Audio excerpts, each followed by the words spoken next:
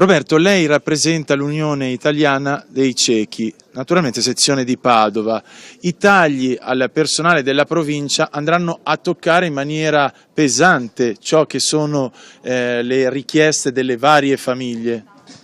Gli operatori sono quelli che garantiscono che i bambini non vedenti possano frequentare la scuola con profitto come tutti gli altri, cioè i nostri bambini possano rendere come gli altri se sono messi nella condizione di farlo.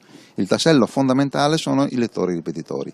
C'era stata garantita la presenza di questo servizio almeno fino a giugno, improvvisamente ci troviamo in una situazione dove non sappiamo cosa succederà il 1° di gennaio. Questa è una cosa assolutamente intollerabile, per questo siamo qua per cercare risposte e garanzie. Gli operatori della provincia che sono a rischio esubero, vorrei sottolineare che garantiscono la possibilità anche alle famiglie di poter lavorare, quindi di mantenere ciò che sono i fabbisogni della famiglia, dico bene?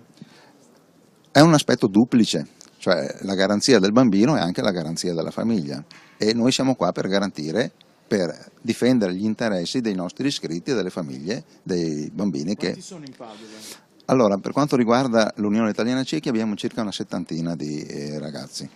Che vanno come età? Che vanno dalla scuola elementare fino alla fine delle superiori.